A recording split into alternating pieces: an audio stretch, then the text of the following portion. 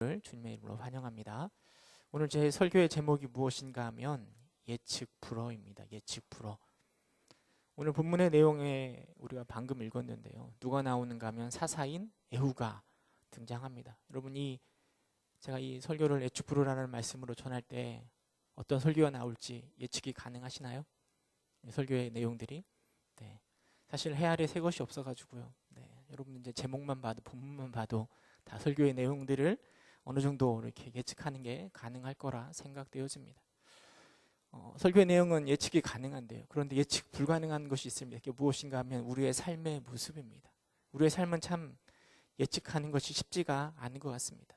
저 스스로도 생각해 보면은요, 제가 굉장히 이성이 많이 작용하는 사람인 것 같아요. 그래서 늘 계획하고 생각하는 것을 많이 좋아하는데요. 그래서 예측할 수 없는 상황들을 많이 줄이려고 하는데요. 그럼에도 불구하고 아이를 키우다 보니까 이게 예측할 수 없는 상황들이 곳곳에서 터져 나올 때가 참 많이 있는 것 같습니다. 한 번은 우리 가족들끼리 해외로 이렇게 여행을 간 적이 있습니다. 저희 가족들하고 어머니, 아버지를 모시고 해외로 나갔는데요. 처음 나간 거라 얼마나 제가 계획을 많이 하고 이렇게 일정을 짜서 갔겠습니까? 근데 둘째 날 바닷가에서 한참 놀던 하민이가 갑자기 숙소에 왔는데 막 열이 나는 거예요. 오후에 일정도 빡빡하게 잡아놨는데 갑자기 열이 나서 어떻게 했는가 하면 아내랑 데리고 병원에 갔다 왔죠. 우리 하민이가 사실은 열이 나면 경련을 몇 번 해가지고 응급실에 간 적이 있어가지고 너무 많이 걱정이 되고, 또 그런 걱정이 되면서도 우리 계획해 놓은 것들을 어떻게 할까 고민도 되고 하면서 여행을 했던 기억이 납니다. 결국에 아내랑 하민이는 숙소에 있고 제가 부모님 모시고 이렇게 여행했던 기억이 나는데요. 참 예측할 수 없는 일들이 곳곳에서 이렇게 터져 나오는 것 같습니다. 예측할 수 없는 것들이 우리 아이들에게만 나타나는 게 아니라요, 우리의 삶에도 나타난다는 거죠. 그 여행하면서 마지막 날 무슨 일이 있었는가 하면 제가 지갑을 잃어버린 거예요. 지갑을 잃어버려가지고 그 지갑을 찾아서 한참을 이렇게 지갑 찾아 산만리했던 기억이 납니다. 참 예측할 수 없는 삶이 우리의 모습인 것 같습니다. 여러분들은 여러분의 삶을 예측하실 수 있으십니까? 때론 전혀 우리가 예측하지 못하는 일들이 곳곳에서 터져 나오는 것이 바로 우리의 삶의 모습이라 생각되어집니다. 근데 우리는 흔히 예측 불허의 삶이라고 하면 그 삶이 좀 부정적으로 생각되어지는 경향들이 많이 있습니다. 무엇인가를 준비할 수 없는 답답함들, 생각하지 못하였던 어려움들이나 아픔들, 이런 것들은 참 우리의 마음속에 부정적인 이미지로 다가옵니다. 그런데 오늘 여러분들과 나누고 싶은 이 예측 불허는요, 그런 부정적인 의미에서 예측 불허가 아니라 조금 긍정적으로 그 말씀들을 좀 생각해 보고자 합니다. 특별히 예측 불허의 하나님에 대해서 생각해 보면서 여러분들과 함께 은혜를 나누고자 합니다. 본문에 에훗이 등장하는데요. 그를 살피기에 앞서서 우리는 사사시대에 대한 이해가 약간 필요한 것 같습니다. 사사시대가 언제인가 하면 여호수아가요, 가나안 땅을 정복하고 나서 그 이후에 사사시대가 시작되어집니다. 그런데 안타깝게도 하나님의 은혜 가운데 이스라엘 백성들이 가나안 땅을 정복하였음에도 불구하고 그 사사시대의 이스라엘 백성들의 모습들은요, 정복한 가나안 땅을 이스라엘화, 복음으로, 믿음으로 바뀐 것이 아니라 오히려 이스라엘 백성들이 그 가나안 땅에 물들어 버려서 가나안화 되어 버리는 모습을 성경은 보여주고 있습니다. 승리자임에도 불구하고, 정복자임에도 불구하고, 하나님이 여전히 그들과 동행함에도 불구하고 이스라엘 백성들은 조금씩 가나안을, 그 세상을 따라가는 모습을 성경은 기록하고 있습니다. 그런 백성들을 하나님이 어떻게 다루시는가, 이것이 바로 주된 사사기의 내용입니다. 사사기에 보면 총 12명의 사사들이 등장하는데요, 그들의 이야기의 패턴이 아주 동일합니다. 어떤 패턴인가 하면 이스라엘 백성들이 하나님 앞에서 범죄합니다. 하나님 앞에 범죄한 이스라엘 백성들을 하나님은 이방 민족을 통하여서 어려움을 주시는 거죠. 심판하시는 거죠. 어려움 속에 있을 때 이스라엘 백성들이 무엇하는가 하면 하나님 향해서 간구합니다. 구해달라고 요청합니다. 간절히 기도할 때 하나님은 그들의 간구에 누구를 보내시는가 하면 사사들을 보내셔서 그들을 구원하십니다. 그리고 그 이스라엘 백성들에게 평화가 찾아오는 것이죠. 이 사이클이 계속 반복되는데요. 그래서 이 사사기의 내용을 보면 늘 실패의 역사가 계속해서 기록되어 있습니다. 은혜로 가나안을 정복했음에도 불구하고 끊임없이 실패하는 내용들이 계속 담겨져 있습니다. 물론 사사를 통해서 다시 회복되었지만 사사기가 뒤로 갈수록요, 그들의 타락의 모습은 더 깊어지고 하나님을 더 멀리 떠나려고 하는 모습들이 계속해서 기록되어 있습니다. 그래서 사사기의 내용들은 조금은 어둡고 칙칙한 내용들, 좀 믿음의 사람이 볼 때 안타까운 속상한 내용들이 많이 담겨져 있는 것이 사실입니다. 오늘 우리가 살펴볼 에훗의 이야기도 마찬가지입니다. 에훗이 사사 시대의 두 번째 사사인데요. 그 시작이 3장 12절에 이렇게 시작하고 있습니다. 이스라엘 자손이 또 여호와의 목전에서 악을 행하니라. 11절에 보면 첫 번째 사사인 운니엘로 인하여서 이스라엘 땅에 무려 40년 동안 평안이 찾아옵니다. 그런데 그 평안 가운데 이스라엘 백성들은 다시 악을 행하는 것이죠. 하나님께서는 그 악을 행한 이스라엘 백성들을 보시고 누구를 보내시는가 하면 12절 하반절쯤에 보면은요, 여호와께서 모압 왕 에글론을 강성하게 하사 그들을 대적하게 하셨다라고 이야기합니다. 그리고 13절에 보면 에글론이 모압과 그들을 아말렉 자손들을 모아가지고요, 이스라엘을 쳐서 종려나무 성읍을 점령하였다라고 이야기하고 있고요. 14절에 가면 모압 왕이 18년 동안 이스라엘 백성들을 다스리고 이스라엘 백성들은 그 왕을 섬겼다라고 성경이 말하고 있습니다. 범죄한 이스라엘 백성들을 에글론 모압 왕을 통하여서 그렇게 그들을 심판하시는 것입니다. 그런데 그들이 친 성읍이 어딘가 하면 종려나무 성읍이라고 기록되어 있는데요. 여러분, 여기가 어디인가 하면 바로 여리고 성이 있는 곳이 바로 종려나무 성읍입니다. 여러분, 여리고 성이 어떤 곳입니까? 여호수아가 이스라엘 백성들을 이끌고 가나안을 정복하였을 때 맨 처음 점령한 성이 바로 여리고 성 아닙니까? 이스라엘 백성들이 강해서 힘이 세서 그 여리고 성을 정복한 것이 아니라 그들은 그냥 돌기만 했잖아요. 하나님의 은혜로 그 성을 정복하였잖아요. 여러분, 이스라엘 백성들에게 있어서 여리고 성은 가나안 땅을 정복함에 있어서 상징과 같은 성읍입니다. 그런데 그 성읍을 누구에게 빼앗겼는가 하면 에글론에게 빼앗기고 그들로 인하여 18년 동안 그들을 섬기고 있었다라고 성경은 말해주고 있습니다. 물론 오늘 우리에게 있어서 그 여리고성 빼앗긴 게 무슨 큰 의미가 있을까 이렇게 생각할 수도 있겠지만, 당시에 이스라엘 백성들에게 여리고성은 너무나 뼈아픈 이야기가 될 것입니다. 만약에 여러분 우리 후대에 독도를 일본에게 빼앗겼다 이야기를 들으면 여러분 마음이 어떠실 것 같습니까?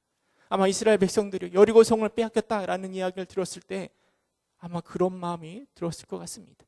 그 고통 상황 속에서 백성들이 무엇을 하는가 하면 15절에 보니까요, 이스라엘 자손이 여호와께 부르짖었다라고 이야기합니다.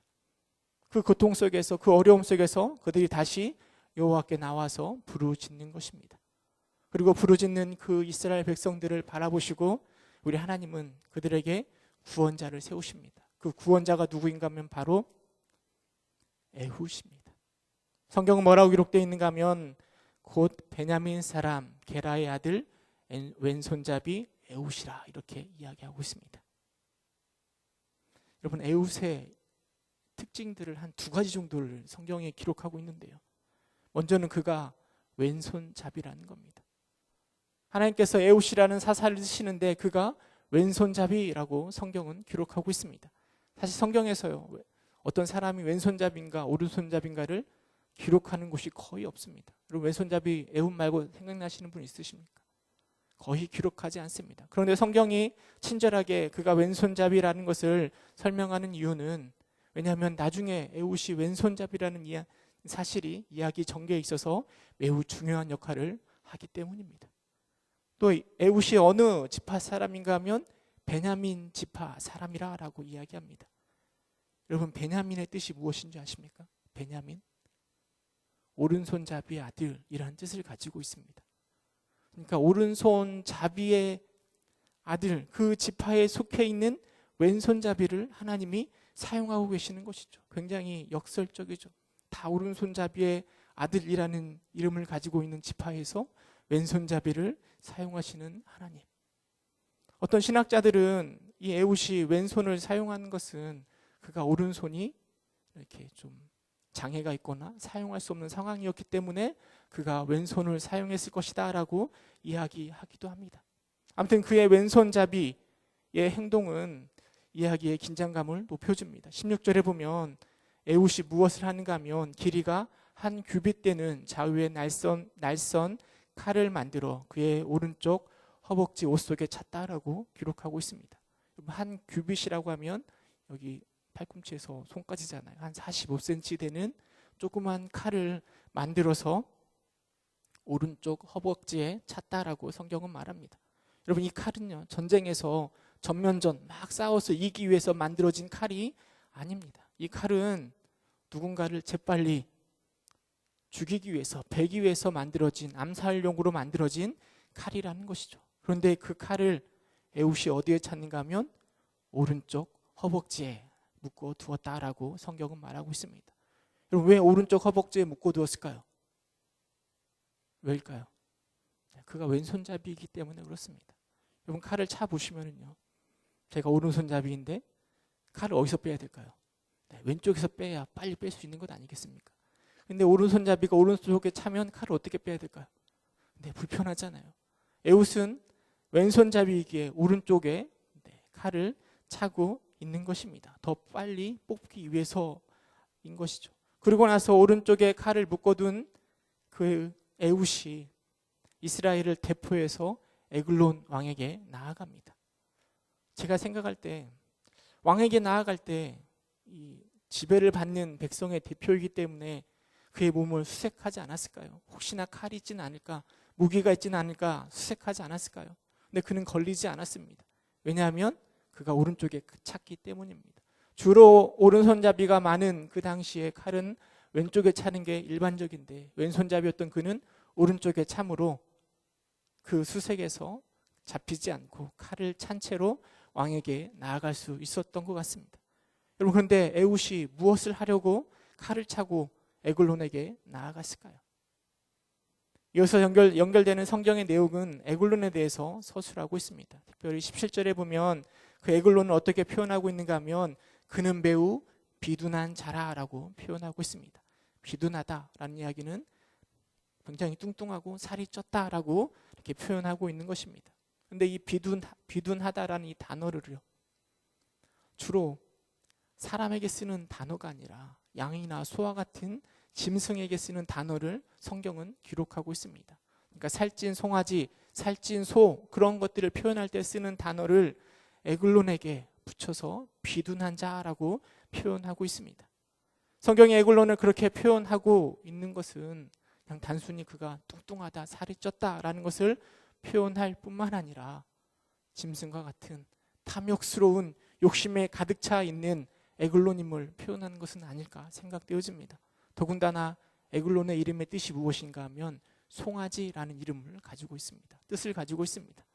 그러니까 탐욕에 가득 찬 살찐 송아지를 도살하려는 에훗의 모습을 성경은 말하려고 하는 것입니다.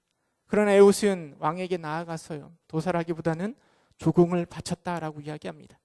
여러분, 전쟁에 패한 이스라엘은 그렇게 조공을 바침으로 평화를 누릴 수 있는 것입니다. 그런데 에훗은 그렇게 조공을 바친 후에 곡물을 메고 온 자들을 돌려보냅니다. 그리고 19절에 보면 길갈 근처 돌뜨는 곳에서 돌아왔다라고 성경은 말하고 있습니다. 여러분, 길갈이 어떤 곳인지 혹시 기억이 나십니까? 길갈. 마찬가지로 여호수아에 보면은요, 여호수아가 가나안 땅에 건너 가나안 땅으로 들어갈 때 어디를 건너는가 하면 요단강을 건너서 가나안 땅으로 들어가잖아요. 하나님께서 요단강을 멈추게 하시고 이스라엘 백성들이 마른 땅 요단강을 건너서 가나안으로 들어갑니다. 근데 들어가면서 그 땅을 건너면서 하나님께서 뭐라 말씀하셨는가 하면 그 강바닥에서 12개의 돌을 취하여서 어디다 세우라고 하는가 하면 이 길갈에다가 그 돌을 쌓아두라라고 이야기합니다. 여호수아서 4장 6절 7절 우리 함께 읽어볼까요? 여호수아서 4장 6절 7절 함께 읽어보겠습니다. 시작.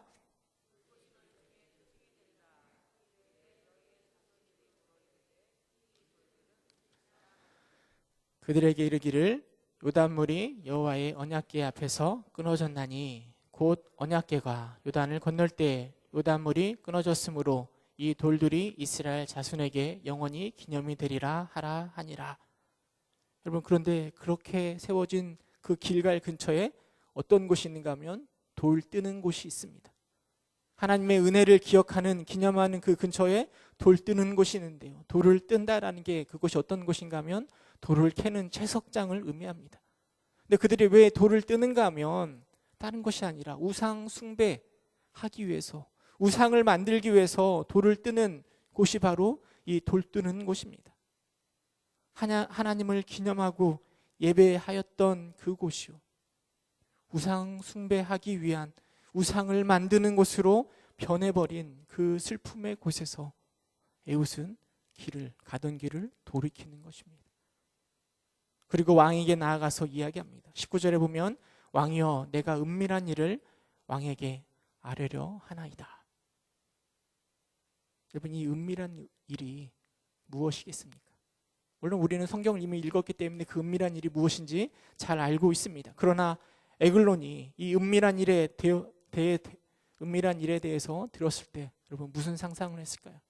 은밀한 일, 은밀한 것, 다른 사람은 알지 못하는 그 무엇.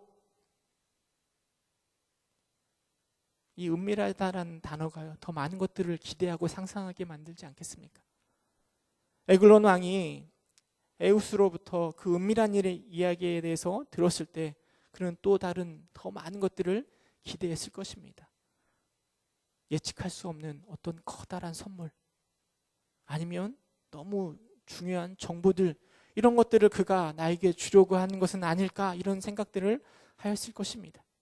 그래서 왕은 사람들에게, 신하들에게 조용히 하라라고 이야기하고 그들을 방에서 다 내보냅니다. 그리고 왕은 에훗과 독대합니다. 긴장감이 막 점점점 더 고조되는 것 같습니다.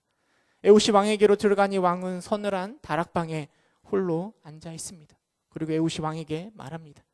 내가 하나님의 명령을 받들어 왕에게 아뢰 일이 있다라고 이야기합니다. 그리고 왕이 그 좌석에서 일어날 때 순식간에 에훗은 오른손을 뻗쳐 그의 오른쪽 허벅지 위에서 칼을 빼내어 왕의 몸을 찌릅니다. 어찌나 세게 찔렀는지 그 칼자루도 그 칼날을 따라 왕의 몸을 관통하여 나아갑니다. 성경은 그 끝이 등 뒤까지 나아갔다라고 이야기합니다. 에훗은 그 칼을 그의 몸에 그대로 내버려 두었고 기름이 칼날에 엉겼다라고 성경은 기록하고 있습니다. 어떤 학자들은 이 기름이 다른 것이 아니라 그의 창자일 것이다 라고 해석하기도 합니다. 그리고 에훗은 다락문을 잠그고 현관을 통하여서 나아갑니다. 아마 급하게 도망치는 것이 아니라요, 아무 일도 없었던 것처럼 태연하게 그의 신하들과 작별하고 떠난 것은 아닐까 생각되어집니다. 그리고 에훗이 나간 후에 신하들이 방으로 들어왔는데요, 다락문이 잠겨져 있는 것을 보고 생각하기를 그가 서늘한 방에서 그의 발을 가리운다라고 성경은 기록하고 있습니다. 발을 가리운다, 이게 무슨 이야기인가 하면 영변을 보려고 한다라는 의미입니다. 사울이 동굴에 발을 가리기 위해서 갔다가 다윗을 만났잖아요. 마찬가지로 신하들은 다락방에서 나오지 않는 그 왕을 생각하면서 발을 가리운다라고 생각하고 있는 것입니다. 특별히 죽은 에글론 왕에서 그 기름에서, 그 창자에서 나오는 냄새가 신하들로 하여금 더욱 그런 생각을 하게 하였을 것입니다. 오랫동안 그 왕을 기다리는 그 시간 동안 에훗은 멀리 도망칩니다.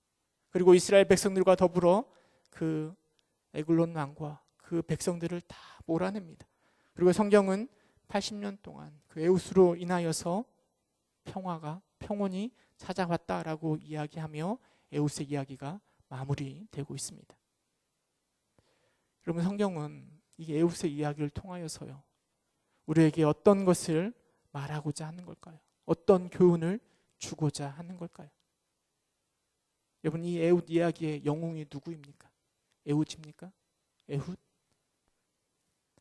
만약에 이 이야기의 주인공이 에훗이라고 한다면 우리도 에훗처럼 그렇게 용기를 내어서 칼을 꺼내어 들 때 우리 하나님은 우리를 사용하실 것입니다. 우리 이렇게 적용할 수 있을 것입니다. 그러나 저는 에웃의 이야기에 서술하고 있는 성경 저자는요, 에웃에게 초점을 맞춰서 우리가 에웃처럼 행동해야 될 것을 말한다라고 생각하지 않습니다. 여러분, 이 에웃 이야기의 진정한 영웅은 다른 사람이 아니라 바로 하나님입니다. 우리 3장 28절 함께 읽어보도록 하겠습니다. 사사기 3장 28절 시작.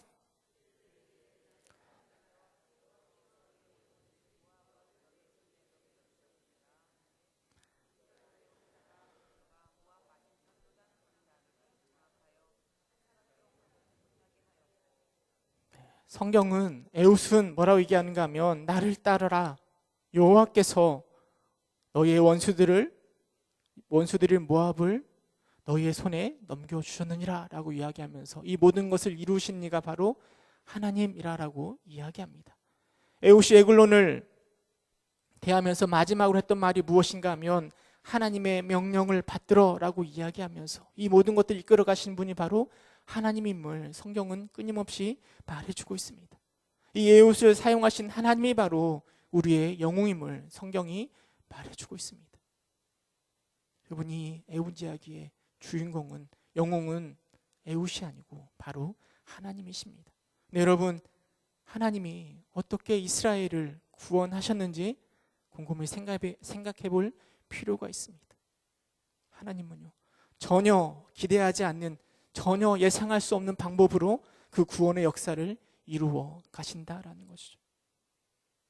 오른손잡이 지파의 백성들 베냐민 지파 중에 왼손잡이 에웃을 사용하십니다. 길가를 통하여 그의 마음을 돌이키게 하셨고 은밀한 메시지를 통하여 왕과 독대하게 하셨으며 왕이 화장실에 간 것처럼 착각하게 하는 그 냄새들, 그리고 그로 인한 지체로 인하여서 도망갈 수 있는 기회를 주시고, 그리고 그를 통하여 그들을 물리쳤던 하나님의 예측할 수 없는 모습들, 이것이 바로 성경이 우리에게 들려주고 있는 예측할 수 없는, 상상할 수 없는 하나님의 모습이라는 겁니다. 물론 여러분, 우리 하나님은 전혀 변함이 없으신 하나님이십니다. 영원하신 분은 변함이 없습니다. 그러나 그 변함이 없다라고 하여서 하나님이 항상 예측 가능하다라는 것을 의미하지는 않는 것이죠. 어쩌면 성경은 이 에웃 이야기를 통해서 하나님은 전혀 기대하지 않는 방식으로 그의 백성들을 구원하신다라는 것을 우리에게 보여주고자 하는 것은 아닐까요? 여러분, 예측할 수 없는 하나님의 모습은 비단 이 에웃 이야기에만 나타나는 것은 아닙니다. 성경의 곳곳에서 우리는 예측할 수 없는 하나님을 만나게 됩니다. 여러분, 모세 이야기를 상상해 보시기 바랍니다. 아들들을 죽이라는 왕의 명령을 통하여서 모세가 왕궁에서 자라날 수 있는 기회가 되었고, 그리고 그 모세를 통하여서 이스라엘 백성들을 애굽에서 구원하게 하였잖아요. 여러분, 에스더를 상상해 보시기 바랍니다. 포로였던 그를 하나님은 왕비로 세우셨습니다. 그리고 죽으면 죽으리라 했던 그의 결단을 통해서 하만으로부터 이스라엘 백성들을 구원케 하신 분이 바로 하나님 아니십니까? 신약에 보면 바울이 등장하는데요. 여러분, 바울이 어떤 사람입니까? 교회를 끊임없이 핍박했던 사람이 바울 아닙니까? 스데반이 순교할 때 그 옆에 있던 사람이 바울 아닙니까?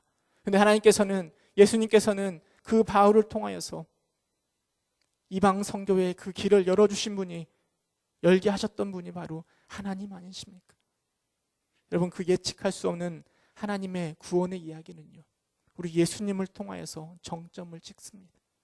하나님의 아들이시며 가장 위대한 사명을 감당하셨던 그분이요, 어디에 태어나셨죠? 말구 위에 가장 초라한 모습으로 태어나셨습니다. 왕으로 오시지만 말구 위에서 가장 초라한 모습으로 이 땅에 나타나셨습니다. 인류를 위해서 가장 위대한 일을 행하셨던 그 예수님께서요, 그 일을 어디서 완성시키신가 하면 저 고통의 십자가 위에서 그 일을 이루십니다. 이 수치의 이야기는 예측할 수 없는 하나님의 구원의 이야기입니다. 상상할 수도 없는, 예측할 수도 없는, 이것이 바로 하나님의 은혜입니다. 오늘 우리가 읽은 이 에훗의 이야기는 이 예측할 수 없는 예수 그리스도를 기대하게 만드는 것이죠. 점점점 타락해져가는 이스라엘 백성들, 사사시대의 이스라엘 백성들을 바라보면서요, 그 예측할 수 없는 하나님께서 이들을 어떻게 구원해낼까 메시아를 상상하고 그리스도를 기대하게 만든다라는 것입니다. 뿐만 아니라 이미 이 땅에 오신 가장 수치스러운 십자가를 통하여 구원을 완성시킨 예수님의 이야기는요, 오늘을 살아가는 우리들에게 또다시 예측할 수 없는 하나님의 은혜를 기대하게 만든다라는 것입니다. 여러분, 그 예측 불가능한 하나님은 지금도 동일하게 역사하고 계십니다. 이 불모지와 같은 한국 땅에 복음이 처음 전해질 때 이야기 여러분 잘 알고 계시잖아요. 처음 성경을 들고 한국 땅에 들어온 선교사님이 바로 토마스 선교사님입니다. 제너럴 셔먼을 타고 대동강을 따라 들어올 때 그 선교사님은 아무것도 하지 못하고 조선군에 의해서 그 대동강변에서 처형당하셨습니다. 그가 처형당할 때 그를 죽인 사람이 박충곤이라는 사람인데요, 그 선교사님이 죽으면서 처형당하면서 그에게 성경책을 하나 건네주었습니다. 근데 그 성경책이 그 박충곤이라는 사람의 마음을 변화시켜 그가 나중에 평양교회에 영향력 있는 장로가 되어서 큰 역할을 감당하였다라는 게 우리 한국사 이야기 아닙니까? 그때 버려졌던 성경책을 주었던 박영식이라는 사람이 그 성경책을 뜯어서 집에 벽지로 발라놨습니다. 근데 발라놓은 벽지를 바라보고 많은 사람들이 하나님의 은혜를 경험했다는 것 아닙니까? 그 집이 나중에 널다리 교회로 사용되었다라는 게 우리 한국사의 이야기 아닙니까? 예측할 수 없는, 상상할 수 없는 일을 통하여 우리 하나님은 여전히 역사하고 계시는 거죠. 우리에게도 지금도 마찬가지 아닙니까? 여러분들이 지금 믿음을 가지고 이 부평동북교회에서 이 금요일 날 설날이 내일 모레인데 기도하고 있는 것도 이 예측할 수 없는 하나님의 은혜 아닙니까? 제가 여기서 설교하고 있는 것이요, 여러분들 눈에는 당연한 것처럼 보여줄 수 있지만 제가 생각해 볼 때 이건 정말 기적과 같은 이야기라 저는 생각되어집니다. 얼마 전에 저희 외숙모가 소천하셔가지고요, 장례식장에 갔거든요. 정말 오래간만에 사촌 누나를 만났는데 누나가 물어보시더라고요. 뭐하고 사냐고. 그래서 제가 얘기했죠. 부평에서 분목사하고 있다고. 그랬더니 사촌 누나가 무슨 부평까지 가가지고 그런 거 하냐고 막 웃으시면서 얘기하시더라고요. 저도 제가 부평에서 이거 하고 있을지 상상도 못했습니다. 한 번도 와보지도 못한 이 부평 어디 있는지도 몰랐거든. 사실 처음 이곳에 와가지고 제가 이렇게 목사로 설교하고 있다라는 건 정말 하나님의 은혜가 아니고서는 어떻게 고백할 수가 없는 거죠. 여러분들이 믿음을 가지고 있고 장로로, 권사로, 집사로 또 여러 가지 모양으로 교회를 섬기고 있는 것, 이게 다 하나님이 예측할 수 없는 은혜 가운데 이루어진 것 아닙니까? 여러분, 그 은혜가요, 지금뿐만 아니라 올 한 해도 동일하게 우리와 함께 하실 것입니다. 올 한 해도요, 예측할 수 없는 하나님은 우리와 늘 함께 하실 것입니다. 물론 때로는 그것이 고통으로 다가올 수도 있습니다. 아픈 일이 생길 수도 있고 말할 수 없는 고통이 있을 수도 있습니다. 그러나 여러분, 중요한 것은 왼손잡이인 에훗을 통하여서 이스라엘 백성들을 구원하셨던 그 하나님, 예수 그리스도를 통하여, 그 십자가를 통하여 우리에게 구원의 길을 열어주신 그 하나님, 우리를 믿음을 더하여 주셔서 부평 동북교회로 인도하신 그 하나님이요, 올해도 동일하게 우리 가운데 예측할 수 없는 일들을 통하여서 우리 안에 구원의 깊이를 더하여 가실 것입니다. 믿으십니까? 때로는요, 그 깊이가 우리의 욕심의 깊이를 추구할 수도 있고요, 축복의 깊이를 추구할 수도 있고요, 세상적으로 성공하는 깊이를 추구할 수도 있습니다.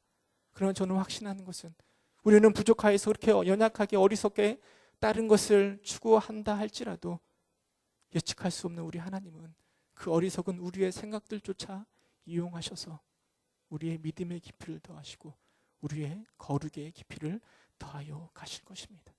여러분, 그 하나님을 신뢰하시기 바랍니다. 올 한 해 우리의 삶이 어떠하든지, 우리의 삶이 어떤 상황 가운데 있게 되든지, 여러분, 그 하나님을 기대하시며 에훗을 통하여 이스라엘 백성들이 80년 동안 평안했던 것처럼 그 하나님을 신뢰함으로 예측할 수 없는 삶 속에서 평안을 누리시는 여러분 되시기를 주님의 이름으로 축원합니다. 함께 기도하겠습니다. 은혜가 풍성하신 하나님, 하나님